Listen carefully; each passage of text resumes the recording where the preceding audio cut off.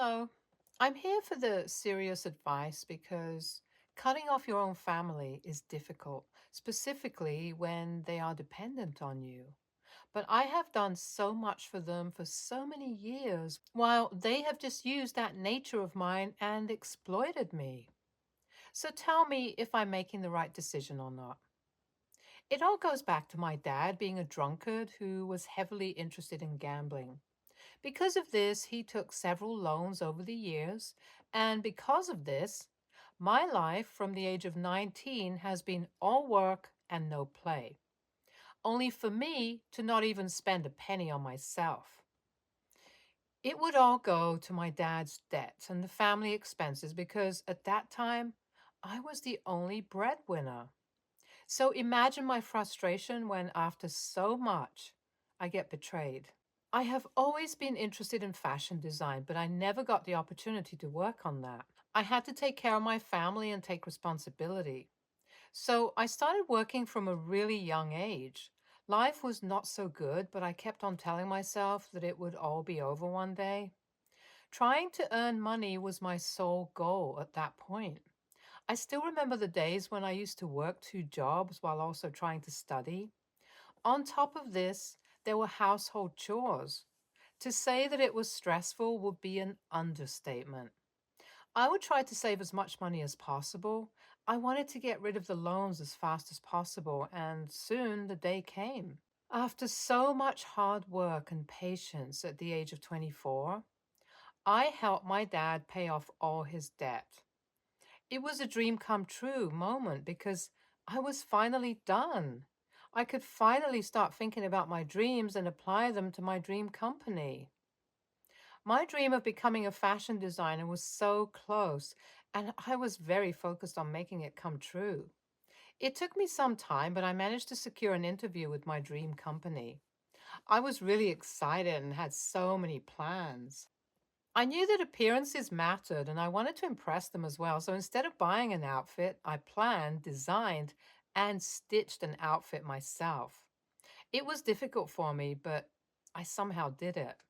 I spent hours sacrificing my sleep to create different types of unique designs to present to them. After doing all of these things, I was excited to attend this interview. But one day before the date, I got an email from the company regarding the cancellation of the interview. I was shocked at that and horrified. I calmed myself down, thinking that it was some sort of misunderstanding, so I called them up to ask about it, and they said that someone from my family had canceled it.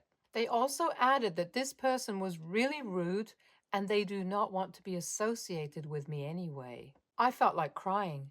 I didn't understand what was happening and why. I told them that it must be a misunderstanding, and they said that they only accept calls for cancellation if it's from the candidate's registered number. Additionally, they ask for an OTP, so someone from my family had to have called. I was so taken aback by this, but they were in a hurry and told me to check with my family. I rushed to my family, and what happened next blew my mind. I did not even have to confront anybody. My dad simply owned up to this. He was just as calm as I was angry. He behaved as if nothing had happened and looked at me as if I was overreacting. Not only did he have the audacity to call up to cancel my interview, but he was also sitting in front of me relaxed without an ounce of guilt. I was so angry and lashed out at him. To this, he calmly said that he had already arranged for my job, and that's why he canceled the interview. I was confused, but his next words made me feel like throwing up.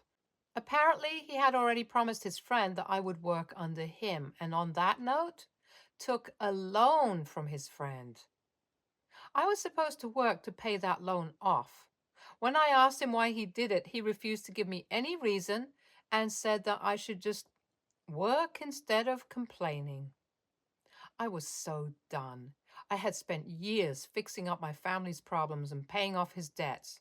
Just when I thought that my focus would be on me, my dad decided to ruin it. It felt like I was some money-making machine to him. He had no love for me. It was just a way to earn money or pass off debts, and this was not acceptable. For all of these years, I did everything because I love my family.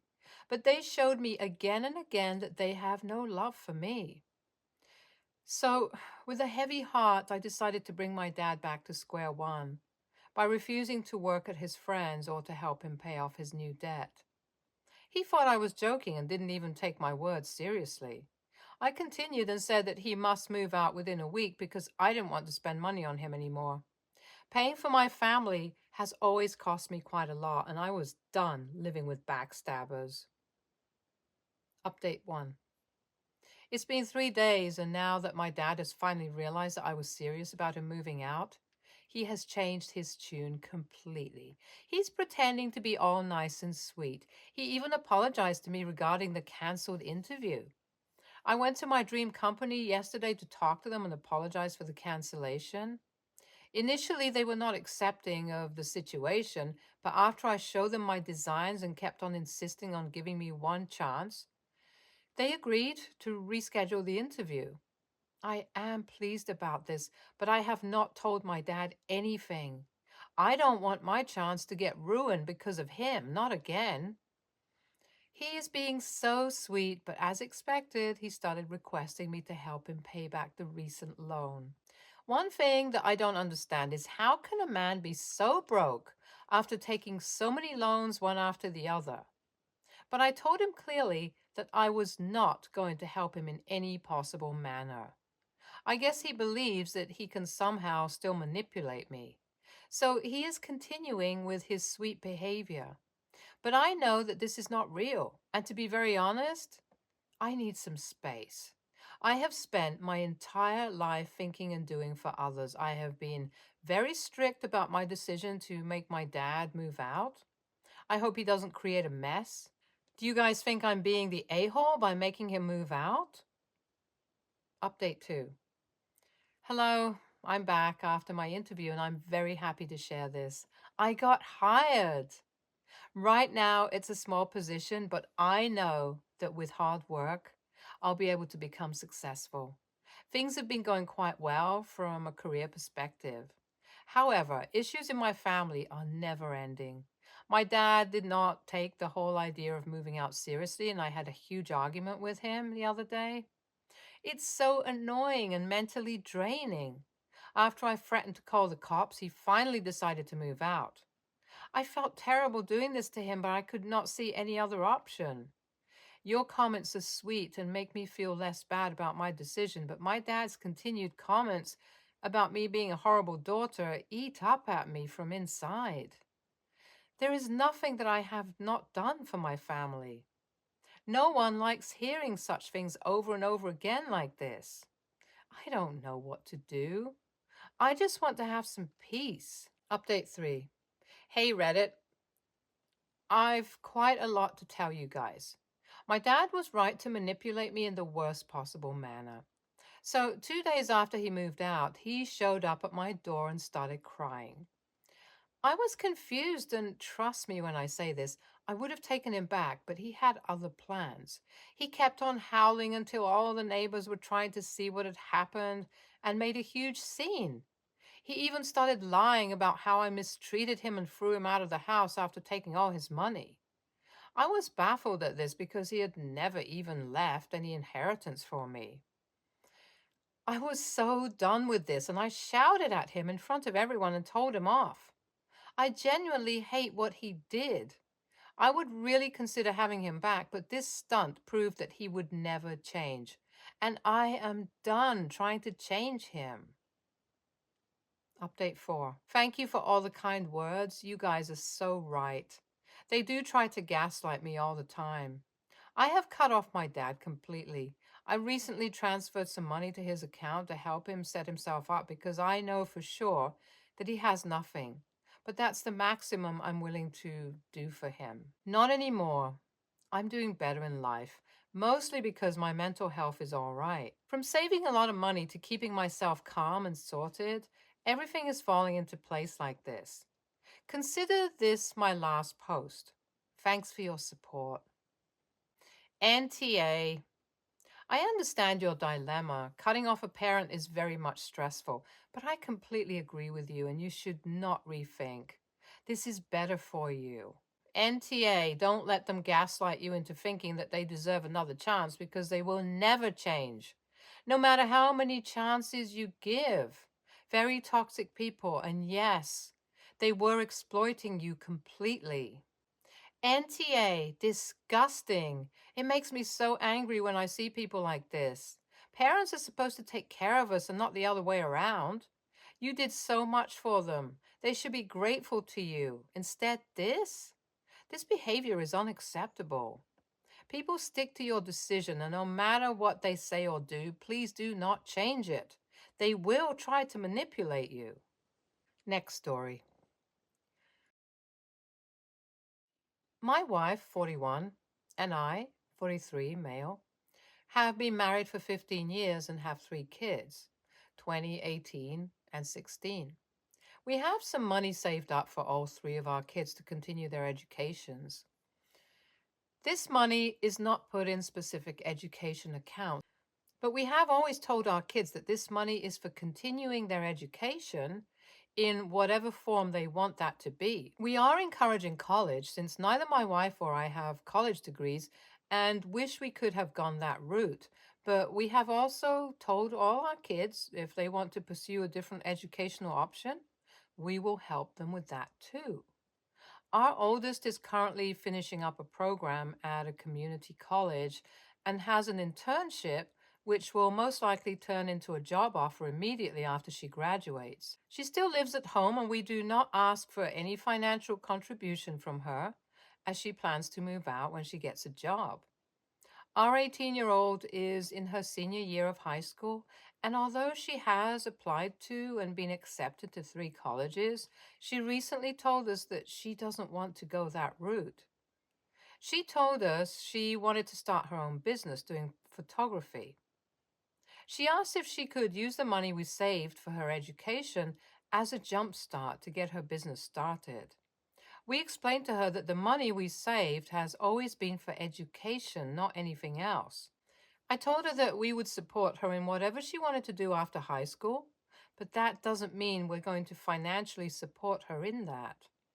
I told her that starting a business is hard, and many people who know a lot more than she does about business fail.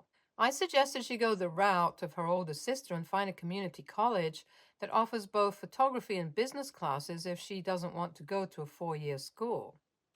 She said she doesn't want to go that route because she would rather get her business started right away and that the money we saved for her would be a huge head start for her to use for marketing and equipment. I told her she's free to make any choices she wants, but if she goes that route, then we will not financially support her. And if she wants to continue living at home, then we might have to discuss her contributing financially to the household as an adult. I told her this would likely be a token amount to help with housing, food, and utilities. She now thinks that I am being a huge a-hole and that I am playing favorites with her older sibling because she's pursuing a path that I approve of. She said I was punishing her for wanting to go her own route in life rather than adhering to one that we already laid out for her. I explained that she knows that money has always been for education, not as a lump sum to be used however she wants. I told her that we would support whatever decision she wanted to pursue, but that doesn't mean we have to financially support it. My wife is on the same page as me, but thinks maybe we should give her a portion of the money to get her business started.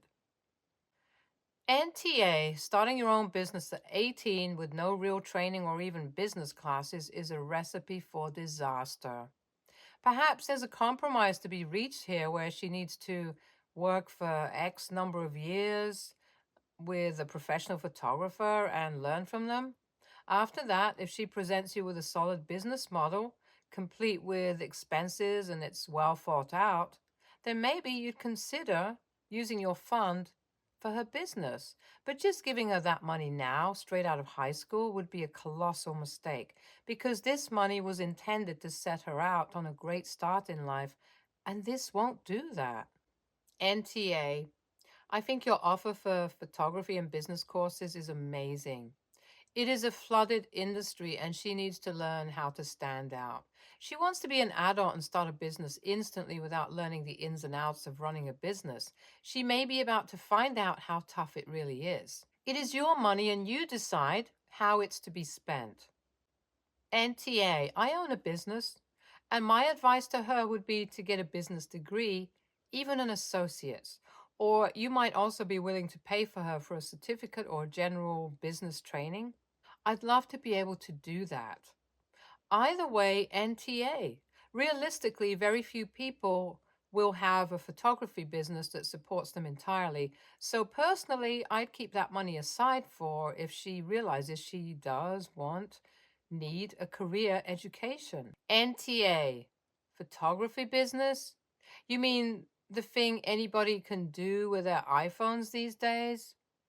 I'm 20, and most friends I know who wanted to do photography professionally in high school now do it as a hobby and to build a portfolio and have been doing it for years. They still can't convince people they know to pay for their services. There are only certain occasions when someone hires a photographer, weddings, big events, and they expect them to show up with the best equipment and to edit the photos afterwards professionally. If she doesn't want to be stuck taking passport photos, her best bet is to find something else she's passionate about. Tell her that not every hobby needs to turn into a profession. Also, if she's adamant that she knows how to run a business, tell her to prepare a business plan for you. After all, it's an investment and that's how it's done. Make sure there's a competitor analysis in there as well. With any luck, she'll realize she has no idea what she's doing by the end of it. Next story. I have 4 kids from prior relationships, and my wife is gone. She has full custody of her son, but I have 2 of my kids here full time and on weekends for the other 2. My wife gave birth on Wednesday and came home from the hospital on Thursday. The kids and I have been doing our best to keep the house as quiet and relaxing for her as possible. On Friday, she asked me not to pick my youngest kids up because she feels the house is already unbearable with 3 kids and 5 is too much. I told her she knew that wasn't possible. That's not how custody agreements work. Besides, how would that make my kids feel? She said she just gave birth, so her feelings are important. I said, I'm not flaking on my kids, so we need to figure something else out. Friday, when it was time for me to pick up all the kids, my wife was napping.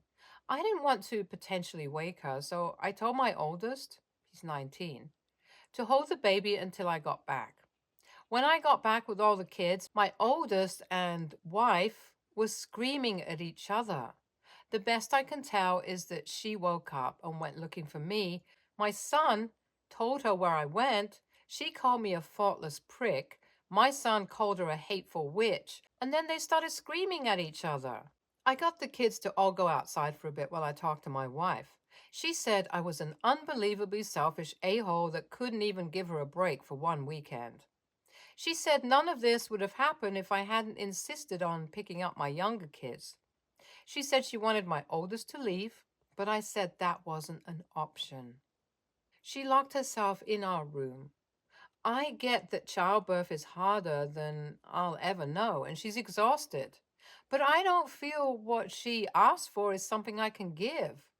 Was I an a-hole for insisting on getting my kids? NTA, they are all your kids, and you can't play favorites.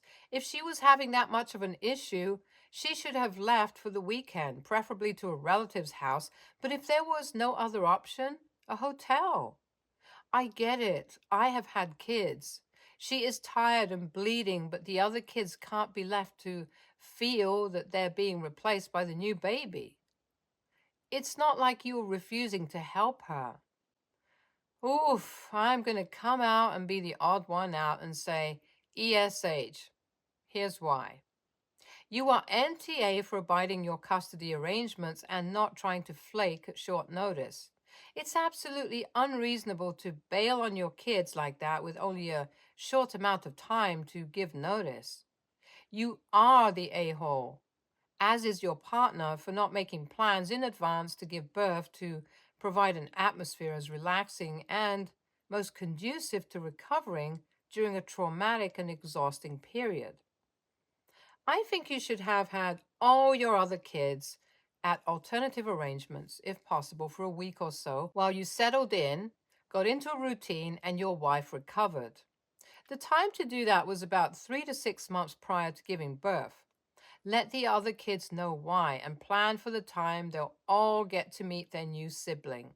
Frankly, I understand your partner to a point. I can't think of anything worse than having a house that crowded when I'm trying to recover and settle into the newborn routine. I'm astonished that this didn't occur to either of you prior to literally a day or so before the kids were due home. Next story. I've been in a relationship with my fiance for 7 years. We broke up several times, but we always found a way back to each other. We've been through hell and back, and we're more in love now than ever. My brother Joey has been with this girl, Lana, for 5 years, and they have 2 kids together. She got pregnant with their first kid only a few months into their casual relationship, and they got serious after that. My family and I tolerate her for the kids. She's kind of loud, competitive, and self centered, and she copies me all the time because she's jealous, I guess.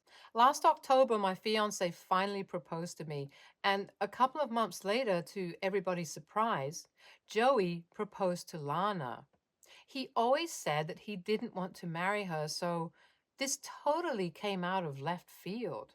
Lana claimed that they agreed to get married for tax reasons and they were in love too, but I call BS. She couldn't stand that I was getting married first, so she forced my brother to propose.